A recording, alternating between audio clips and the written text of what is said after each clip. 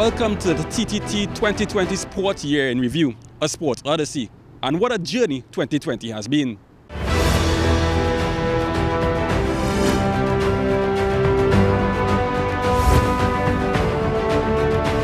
One of the major cancellations in sport in 2020 was the Tokyo 2020 Olympic Games, which will now take place in 2021. President of the Trinidad and Tobago Olympic Committee, Brian Lewis, shared his thoughts on the struggles of sport in 2020. Mr. Lewis, we've come to the end of 2020. How would you describe 2020 for sport? Incredibly difficult. It's been an absolutely challenging year, but the reality is that it's not only sport. I mean, the COVID-19, the pandemic has turned everything upside down. It has presented some unprecedented problems and situations that have required resilience, innovation, and a never say die approach. From the TTOC's point of view, how would you say you all have adapted to the challenges faced in 2020? Well, from the perspective of the Trinidad and Tobago Olympic Committee, we have literally had no choice but to pivot. Fortunately for the Olympic Committee, we would have started our transformation in terms of how we market, transformation in terms of the use of technology, digital. So for us, what COVID-19 did for the Trinidad and Tobago Olympic Committee, which is also the Trinidad and Tobago Commonwealth Games Association, it accelerated that transformation. So we weren't caught out in the sense of having to start from literally from scratch. We were well down the road in terms of our digital transformation, so the pivot to digital online was easier, I think, than most. The reality of our marketing, the fact that globally the rescheduling of the Olympic Games created a huge problem in terms of contracts, marketing, funding, etc. Not just for the Trinidad and Tobago Olympic Committee, but also for the International Olympic Committee, all the national Olympic committees. So we've just had to adapt. We just had to be flexible. We had to remain strategic. But our main priority and concern really was our athletes, the athletes from the Team TTO athletes, especially those who were well advanced in their preparation, their qualification for their attempts to qualify for Tokyo 2020. Speaking about that, how, despite the challenges they have been faced with, how would you say the athletes have adapted to the situation? I think in the main, our athletes have showed tremendous character, tremendous resilience. It just wasn't easy, hasn't been easy, because for many of them, the Olympic Games represents the peak, the ultimate in their sporting career. And not only were they faced with the Olympic Games being rescheduled, and there was some uncertainty as to whether it would be postponed or cancelled. You had the social impact, you had the health impact, you had the financial and economic impact. So it's been a year. 2020 has been a year that has tested the character of the Olympic movement. It has tested the character of Team TTO, our athletes, coaches, administrators. We just had to be indomitable. Professional sport as well as recreational sport has suffered throughout the COVID-19 pandemic. With a ban on contact sports, citizens took a chance to take a sweat, risking their lives in the process. Commissioner of Police Gary Griffith, himself a sports fan, had to ensure the law was followed to protect our citizenry. Commissioner Griffith, thanks again for accommodating us. Season greeting to you and your family, man. Hi, same to you and yours.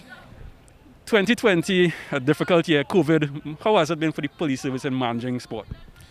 Well, it has been obviously difficult, as with all sports all around the world. It is very difficult. It is difficult to take part in sports if it is that you cannot participate. Trinidad and Tobago has it much worse than most countries, whereas in other countries, sport has continued. My son, he actually plays in Northern Ireland in the Premier League. So in all of these countries in Europe, North America, football, for example, continued.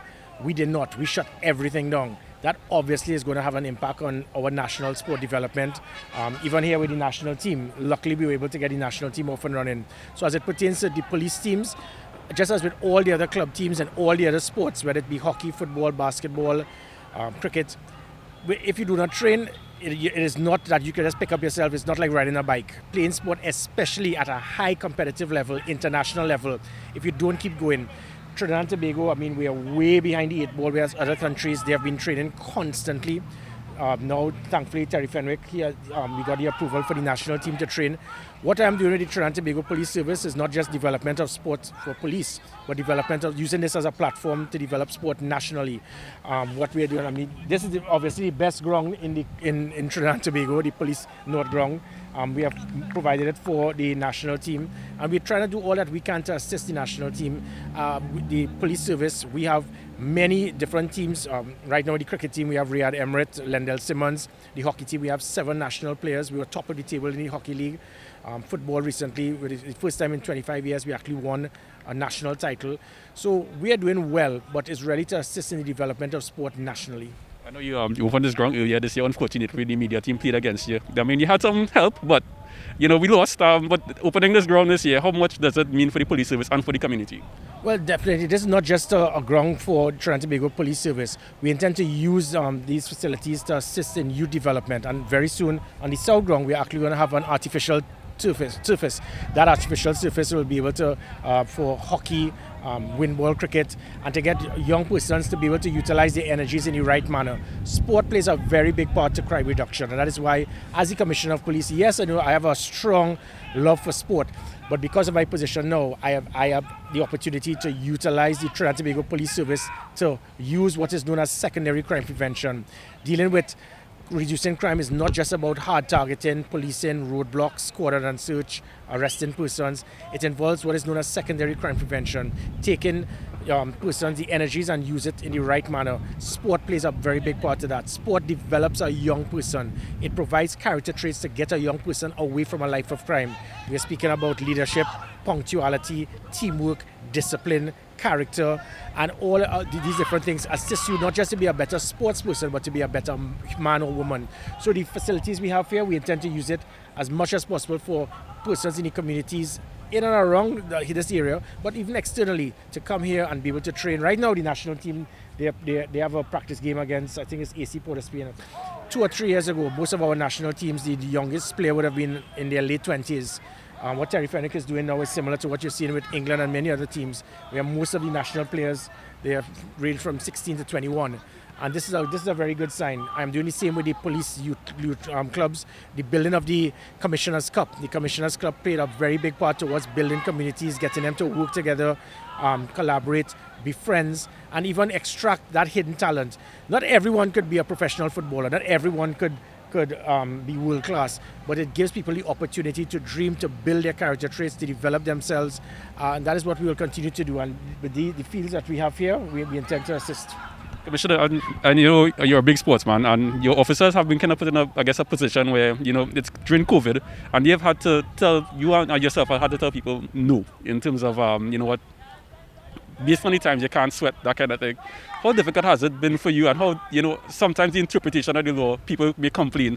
How difficult has it been for you and your officers, and from that perspective? Well, obviously it has been. Thankfully, the vast majority of the public, they understand you cannot take part in contact sport. Again, thankfully, the Prime Minister was able to lift that for national teams, for the national teams. But for everyone else, it is very difficult. We have to keep going on a daily basis to different grounds, tell persons you cannot take part in football, you cannot take part in contact sport for obvious reasons. Hopefully, early in the new year, this can change because, as I said, Sometimes if you stay away from this for too long, even though you have the concern about COVID, it can cause further health complications, especially men and women in their late 30s, 40s, 50s, 60s. When it is you do not exercise as much as possible, you start getting cholesterol problems, you start getting heart problems. Sport plays a very big part towards the health of individuals.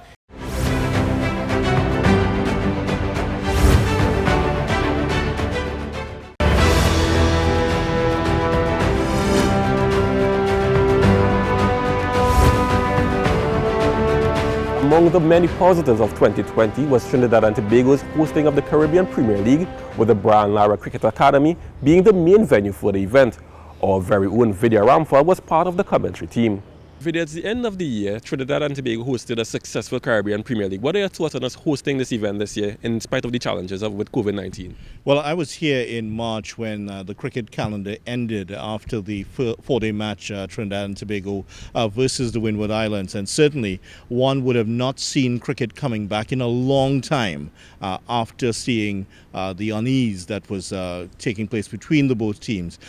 Then with the announcement that cricket was in fact coming back with the CPL in August and September. Immediately on the political front, there were arguments against it. Perhaps it formed part of the election campaign in 2020. Of course, there was the argument that, yes, citizens are still outside, but you're bringing in people to play cricket. Of course, for cricket fans, it was a totally different complexion on it, because cricket fans who were locked in at home with everybody else, they certainly would have enjoyed the idea of cricket and something sport-wise live to watch on television. And I think that CPL, by staying alive and perhaps taking a hit by staging the tournament in a pandemic, won a lot of new fans, because there were many people who you would not even associate with cricket, the sport at all. They would have watched the CPL and learned about the TKR and a lot of the other teams. So that was a positive. You know, one of the things that were had to happen for the hosting of the CPL was it being held in a bubble. How impressed were you by the ability to host an event in a bubble without any COVID-19 positive cases? Well, it said a lot of good things for Trinidad and Tobago. When you think about all of the planning that had to take place. For instance, in England, when they hosted the Test series in a bubble in the two venues in Southampton and, of course, in Manchester, it cost the England and Wales Cricket Board over £1 million, which is a huge outlay. And I'm sure that we didn't have that. We had a fraction of that cost here for Trinidad and Tobago. So the fact that the government of Trinidad and Tobago, while having a parallel healthcare system outside of this other entity that kept all the players and officials safe, said a lot for TNT. When you consider that there were no COVID cases recorded among any of the players and officials that participated in CPL, that was a huge credit to the system. And I'm sure that other T20 leagues across the world have been looking at this, and they would have gathered information from that. Out of the tournament, the Knight Riders played amazing. They came out on top, unbeaten. What do you think about the performance of that team and the quality that was in that squad over the tournament? Yeah, I mean, the TKR has been an organization. They have put together a winning team, and it was difficult to see past the TKR winning this particular tournament. Of course, the circumstances surrounding COVID would have created even further circumstances, would have made it a bit easier for them. For one thing, the tournament was played entirely in Trinidad and Tobago, and a team that is composed mainly of TNT players, plus players who have played there before, plus the entire staff is from Trinidad and Tobago, would have given them a big advantage. On top of that, many of the players were not in quarantine, so they would have been playing in a Sixers tournament in central Trinidad. So that also gave them some added practice. Some of the teams were not happy with this. Barbados Tridents would have registered a protest against it. But on paper, the Knight Riders had an enormous advantage.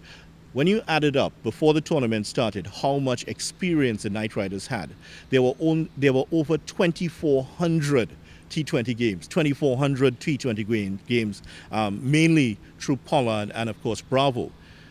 They came up against the Guyana Amazon Warriors in their first game. If you added up the amount of experience in the Guyana Amazon Warriors plus the Barbados Tridents, you still wouldn't have made up the amount of experience in the TKR, and that experience really showed. Karen Pollard's captaincy was inspirational. In fact, the first T20 he lost in about 17 games was against New Zealand in the first T20. So he was on a good run. He took that form into the IPL afterwards, and his captaincy has continued to grow leaps and bounds. Of course, the influence of Dwayne Bravo has also been there. Darren Bravo was outstanding in the tournament. We saw the fast bowler Ali coming back and doing well in the tournament. There were so many pieces of the puzzle that worked well for the TKR. And then when you consider that some of their main players, like Colin Munro, who was injured for the final, Bravo didn't play in the final. Sunil Narain missed out due to he had a kidney stone at one point and then suffered an injury. And still, the TKR were far miles away from the other teams. This was an outstanding performance by a real juggernaut of a T20 team, and you could see that this Knight Riders team can compete with all of the best teams in the world. While 2020 may have been a difficult year for us all, Olympic-bound cyclists Tennille Campbell, Nicholas Paul and Kwesi Brown continue to rise to the challenge, with Brown in particular overcoming the challenges of the COVID-19 virus. Like most other sports, cycling also endured a disruption in its 2020 schedule, both at home and abroad. But before the pandemic struck, things looked really good for TNT, with the news that Tennille Campbell had qualified for the Olympics still reverberating. Her national teammates, Nicholas Paul in the sprints and Kwesi Brown in the Keirin events, were hoping to join her in Tokyo as they campaigned hard in the qualifiers. Nicholas Paul competed at the prestigious World Championships in Berlin, where a top 10 finish in the sprints ensured TNT earned a spot at the Olympics. Even though Kwesi was ineligible to compete in Berlin, he still maintained a top 7 placing based on his Olympic points and also booked a spot for TNT in the Keirin event in Tokyo. And both men were then subsequently handed their spots in Tokyo to fly TNT colors, ending a long and exhausting qualifying period for both. This took the TNT cycling tally to the Olympics up to 3, along with Campbell. Fresh from their demanding stints out in Europe, Brown and Paul returned home to compete at the National Cycling Championships in Couva to give fans one last look at them in the flesh before the Olympics.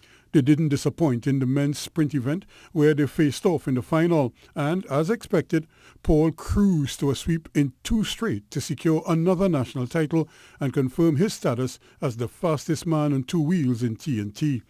He would also dominate the Keirin event in the absence of Brown, while also taking the under-23 title in the same event to cap a fine outing. Campbell, meanwhile, was not to be forgotten, as she led the lines for her Valca Travel and Service Pro team in Europe with a string of impressive performances.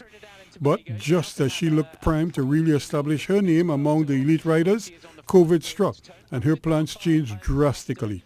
Like so many others, she was confined to training and staying indoors, which led her to compete at the virtual Road to Utopia event, where she competed against riders from around the world and copped a 3rd place finish in the C category. At the same time, Kwesi Brown caught the virus and spent 37 days in quarantine at the Cora Hospital after falling ill the same night of the sprint final in Couva. The unexpected rest had its advantages, as he was able to resume training shortly after, full of energy and determination. 2020 has definitely been an up and down year. Actually, just qualifying for first Olympics, then find out I actually had COVID. It was a stressful time the first couple of weeks when I found out that I had it. But after that, I would say it's smooth sailing, but it has been much easier since then. And looking forward to 2021. In the beginning, it was definitely tough. Family will be reaching out multiple times during the day.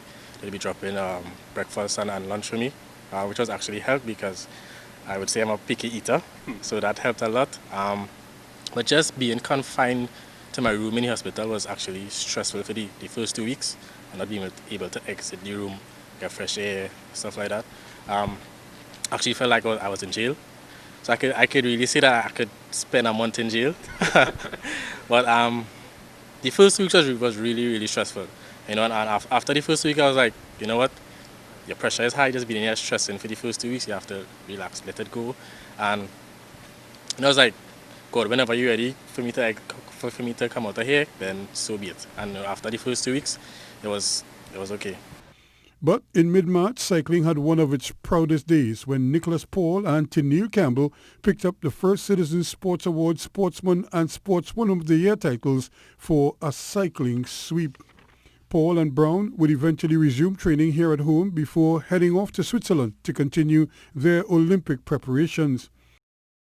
Campbell eventually resumed racing on the roads and took part in the prestigious Female Tour de France event and more than held her own.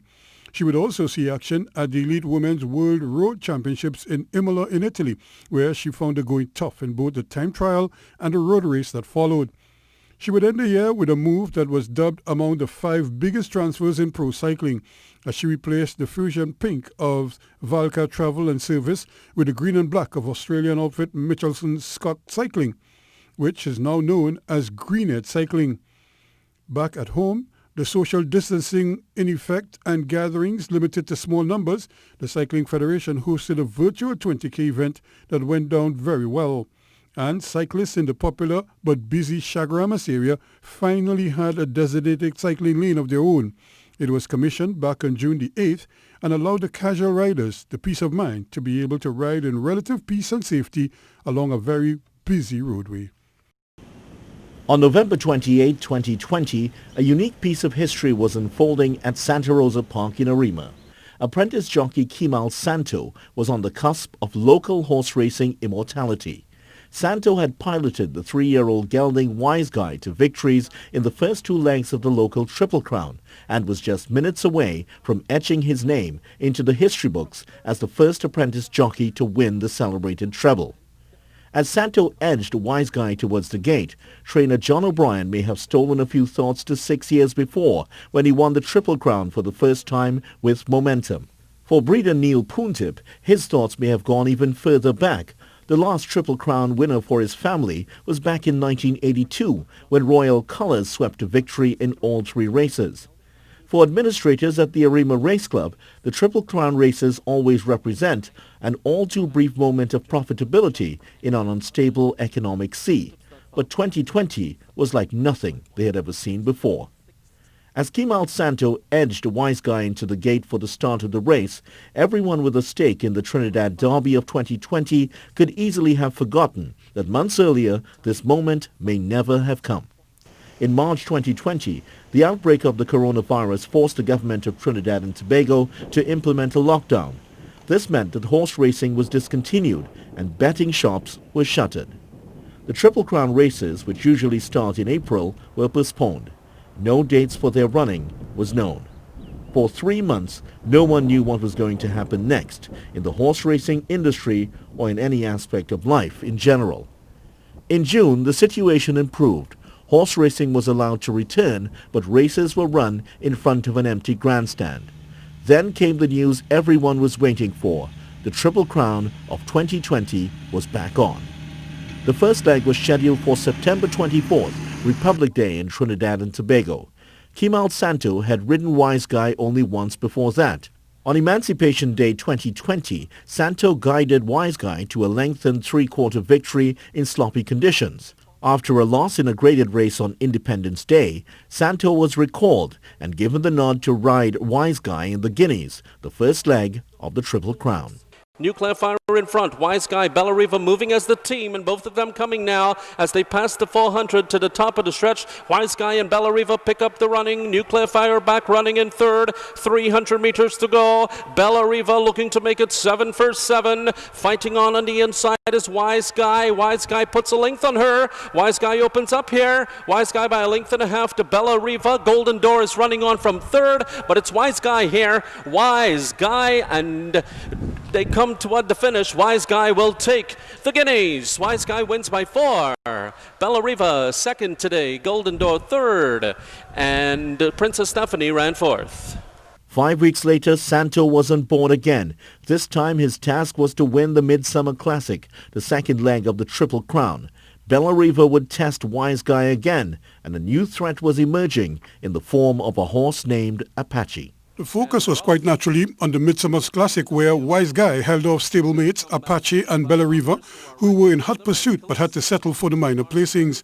Together, they gifted trainer O'Brien a terrific 1-2-3 in the day's feature, which took his wins tally to a staggering 1,200.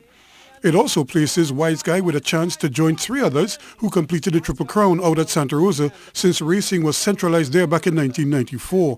Carnival Messiah in 2001, Top of the Class in 2003, and Momentum in 2014. They are the only ones to stay the course and land the Triple Crown at Santa Rosa Park, giving Wise Guy something to aim for as he tries to join that elite club. On November 28, 2020, Santo was on the verge of history, a victory in the Trinidad Derby and the title of the only apprentice jockey to win the Triple Crown. This time the pressure was on, and Apache was ready for the chance to deny Santo his place in history, to deny O'Brien his second Triple Crown, and a chance to end a 28-year drought for Poontip Stud Farms. She's racing into fourth position. Princess Stephanie back running in fifth, and sixth from the front as Bellariva takes the lead. Bellariva is in front. Bellariva by half a length, but here's Wise Guy making his presence felt toward the outside. 400 meters to go. Apache rolls into third. Nuclear Fire is spent, and then comes Princess Stephanie off the turn into the stretch of the Trinidad Derby, and it's Bellariva narrowly. Wise Guy looking for Triple Crown glories right there off her flank to the outside. Bellariva and Wise Guy. Wise Guy puts ahead in front. Bellariva is fighting on. Apache running on from third, but it's Wise Guy here. The Trinidad and Tobago bred Wise Guy is going to win the Triple Crown. It is Wise Guy and Kemal Santo to win. Wise Guy wins the Trinidad Derby from Apache. Bellariva ran third. Princess Stephanie maybe fourth over Golden Door. Wise Guy's win is one of the great sporting stories of the year 2020 in Trinidad and Tobago. In a year when many sporting events fell victim to the coronavirus pandemic, a 20-year-old apprentice and the horse named Wise Guy became legends.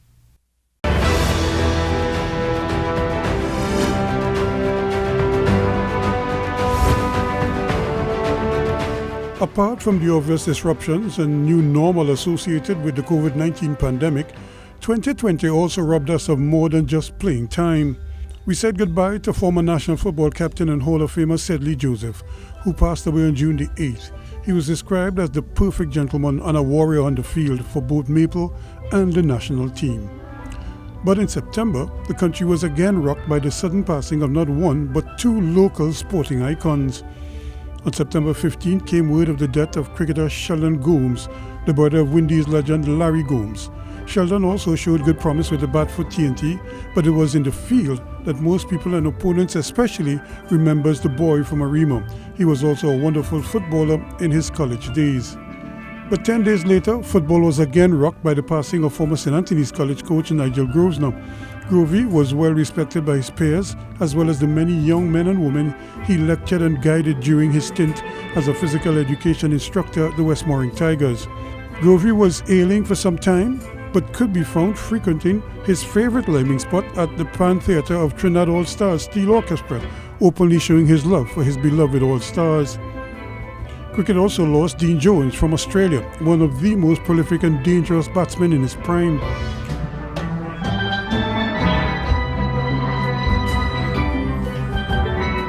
Also leaving us was the Italian goal-scoring machine Paolo Rossi, who broke the hearts of Brazilian fans the world over with one memorable World Cup display that placed him in his country's sporting folklore. But even he was pale in comparison to the indomitable Diego Maradona, who passed away on November 25th, again stunning the world even though he was in and out of hospital in recent years.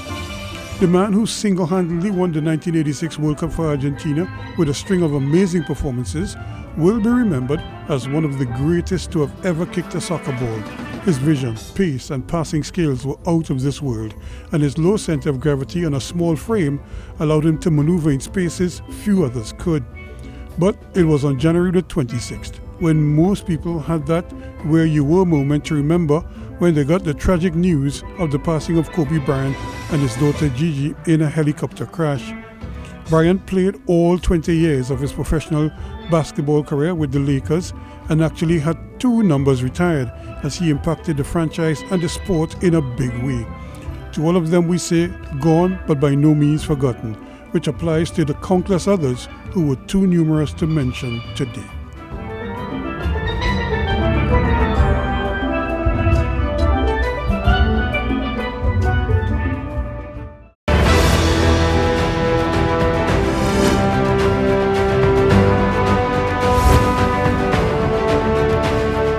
One of the contentious issues of 2020 has been the battle between the United TTFA and FIFA over who would run the affairs of local football. Ruskin Mark covered the event in depth. Ruskin, 2020 and football in Trinidad and Tobago has been one for the ages. What are your thoughts on what happened, the battle between FIFA and the United TTFA?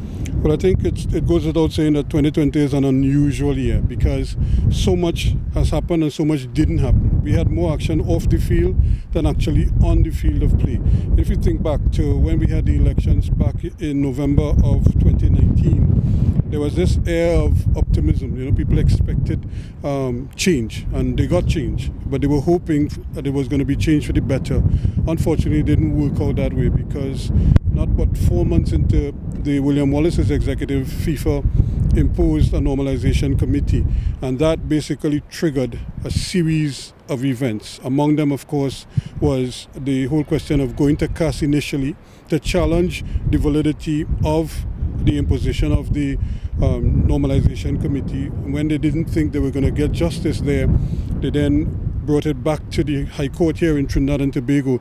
Now FIFA stepped in and said, based on our statutes, you can't really do that. So that also triggered a series of legal battles that eventually ended, one in a victory for the TTFA, the United TTFA and William Wallace's committee, based on Justice Gobin's ruling, but then that was then overturned at the appeals court just about 2 weeks later.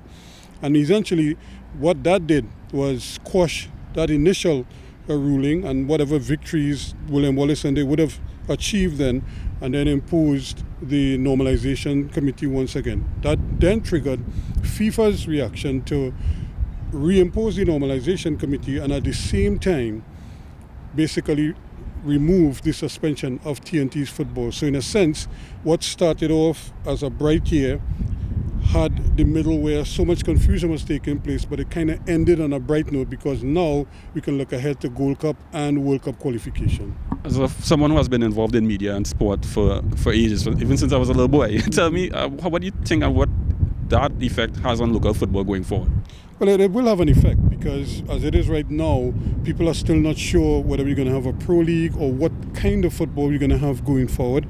Forget these zones, those will still have their competitions. You may have a lot of minor league tournaments taking place. In fact, a lot of players will gravitate there, especially if they're going to get what we call a little kakada, if they're going to get a little $500 here, because they don't know, what is going to happen at the top level, which is very unfortunate. So I think the normalization committee and all the stakeholders really have to kind of get together quickly.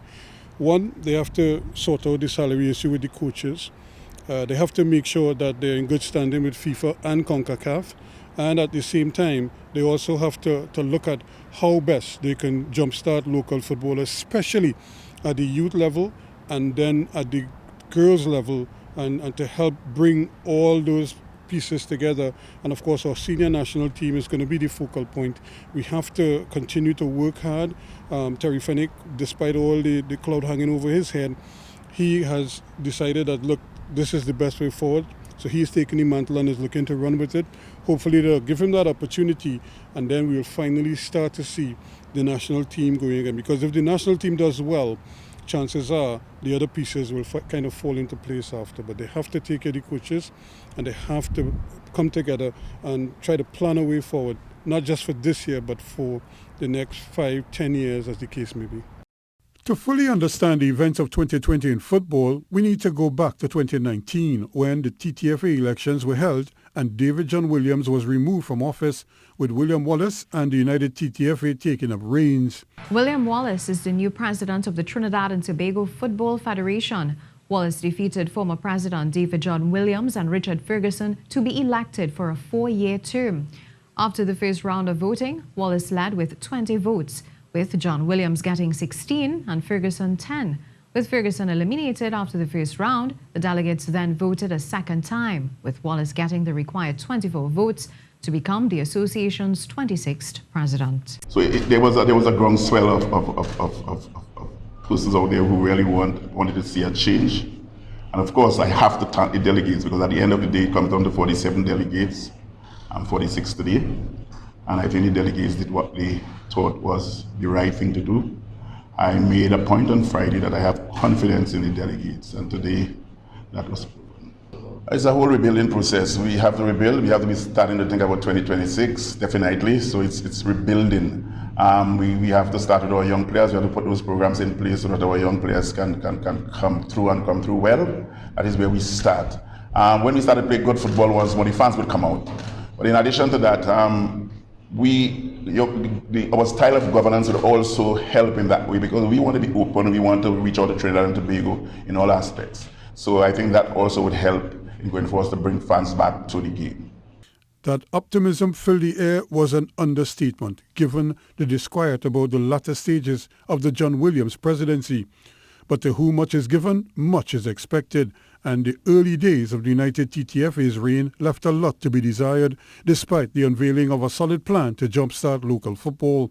The unilateral decision-making by President Wallace, unknown to his own executive and board, was a huge eye-opener for many. The increases granted to Coach Terry Fennick and General Secretary Ramesh Ramdan, both in salary and duration of contract, and the shock hiring of marketing executive Peter Miller are red flags which eventually became problematic. The alarm bells went up when the TTFA shut down the home of football in Balmain, opting instead to unveil plans for the development of the Arima Velodrome, effectively to do the same things the home of football was designed for. Throw in a sponsorship deal with sports manufacturers Avec Sports that was more beneficial financially to the suppliers than the federation, just added to the spiraling debt of the TTFA. Coaches' salaries just exacerbated the situation even more, and an over-reliance on FIFA funding to get by also limited the TTFA's effectiveness. Then, after 4 short months in office, FIFA pulled the plug on the new executive. It appeared both cruel and decisive at the same time, but which sparked off a sordid chapter in local football that no one once repeated ever again. The terms of the Normalization Committee were specific, and the names of the members were soon revealed, with businessman Robert Haddad named chairman. But Wallace and his executive weren't going away without a fight, and set off a string of legal maneuvers that grabbed everyone's attention, including FIFA's. First, they took their grievance to the Court of Arbitration for Sport, as set out in the FIFA statutes for settling disputes of this nature. Then, citing a lack of confidence in getting a fair shake from CAS, the TTFA pulled out of CAS and instead lodged its case in the local High Court, challenging the legality of FIFA's actions in imposing the Normalization Committee on the association. FIFA frowned on the move and threatened severe actions, including sanctions, and issued ultimatums. When the TTFA failed to comply, FIFA's hands were forced, and they imposed a ban on TNT's football, suspending it from all FIFA activities until full compliance was achieved, starting with the withdrawal of all legal matters from the local courts and a return to CAS if possible. But Wallace and his legal team failed to comply, even when they promised to do so, submitting their decision in writing 3 minutes after the deadline expired. He then decided to withdraw the initial withdrawal from the courts and went ahead with proceedings in the High Court, where they won a purely symbolic victory when Justice Carol Gobin ruled in their favor, suggesting that the FIFA acted with spite in imposing the Normalization Committee without first engaging the TTFA in an effort to resolve the issues plaguing the sport locally. She also suggested that the High Court did have jurisdiction to hear the matter, effectively thumbing her nose at FIFA. But that victory was summarily wiped away by the appeals court shortly after, which ruled that the TTFA was wrong to take the matter to the local courts in contravention of the FIFA statutes, adding that FIFA was within its bounds to impose the Normalization Committee. It was a huge victory, which got the support of the football fraternity, as the TTFA General Council voted in favor of ending all legal battles with FIFA and accepting the Normalization Committee. Subsequently, FIFA lifted the suspension and cleared the way for TNT's football to return to the international fold, starting with the World Cup qualifiers and the upcoming Gold Cup in the United States. Well, I'm very excited for the news. It's very encouraging that we are ready. So we can move forward now and get some work done. But it's overwhelming because the problems didn't disappear. All of the problems in the Trinidad and Tobago Football Association still exist. The debts are still there. The governance is a major issue. And we have a lot of work ahead of us. As promised, Wallace resigned as president, clearing the way for new faces to seek office. Then, in another off-field twist, the Guardian media ran an investigative expose on September the 10th, implying financial impropriety on the part of then-president of the TTFA, David John Williams, during his term in office. He was effectively accused of profiting personally the sum of US $1.5 million via a private bank account in Panama. John Williams issued a strong denial and subsequently released his version of events as he tried to clear his name. I hired lawyers in Panama and they did the whole 9 yards, so to speak. They went to the company's registry in Panama.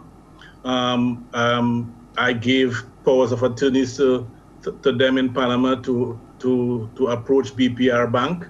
But what was discovered that there is indeed a name, David John Williams, who was a board member, a director, and a secretary in Consol Investment and Soreg. Those appointments took effect in 1978 and 79. At the same time, I was attending Aprima College. He added that the information he received at great personal cost to him was shared with Guardian Media Limited, who rejected it and is sticking by their story, leaving him no choice but to seek redress through the courts. The first order of business is to clear my name, which is very important. That's the only thing you have in life. I mean, whatever the consequences of that action, if it is proven correct in court, that is for a judge to decide. That is not for David John Williams to decide. It was never an issue of money. It was always an issue of damaging a name that I have built over the years and a family name and a story that has damaged my family, it has hurt my family. But the brightest story in football on the field, that is, came via the MLS, where Kevin Molino lit up the place by leading Minnesota United into the playoffs for the very first time. He scored a brace on 3 consecutive occasions, twice in the playoffs to help the Loons reach the Western Conference Finals, where they eventually lost to Jovan Jones and the Seattle Sounders. But Molino, who ended the season with 13 goals, couldn't reach agreement with Minnesota on a new contract and posted on his Instagram page his decision to leave Minnesota and start a new chapter elsewhere. As we bring 2020 to a close, despite the challenges we may face, let's hope 2021 brings us new beginnings.